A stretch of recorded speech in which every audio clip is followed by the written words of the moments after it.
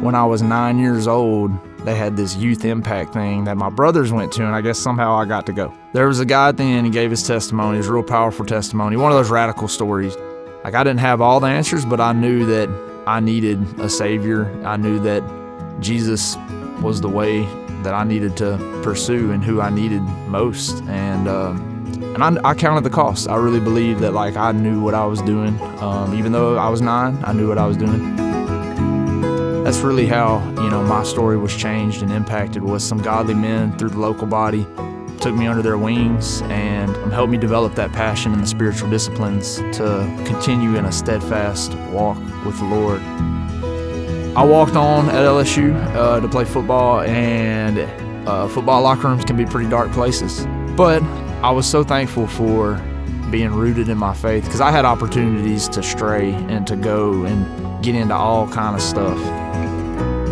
After college, Alex and I, we got married, moved to Houston for 3 years, had our first daughter in Houston, Nezzy. A job opportunity that was a really unique opportunity came available, and so we moved back to Baton Rouge. Alex at the time was pregnant with Ira, and this was like November 2019. In the middle of the night, my wife was 28 weeks pregnant, goes into labor. We get in there, and all of a sudden it's, oh yeah, this baby's coming. Emergency C-section. I'm praying. I'm asking for God, please let my kid live and please let my wife live. Long story short, Ira did make it. He was pretty bruised and beat up from just the trauma of the delivery. The neonatologist was confident that obviously he was going to make it, and I follow Ira, and I'm sitting here, I know nothing. I'm telling people, we're going to be out of here in a week. This isn't a big deal.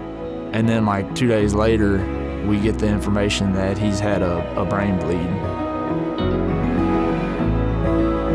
He's been diagnosed, I guess, with hydrocephalus and cerebral palsy. It's definitely a challenge on the day-to-day. I was mad, yeah, I got frustrated. But I will say, like, when I found myself spiraling in frustration, I would talk to the Lord, and I would just have it out.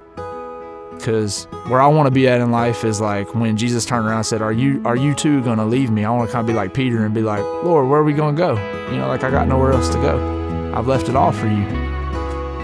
Jesus is so worth it. He's so worth the calling. Now, are there days of struggle and question? Absolutely.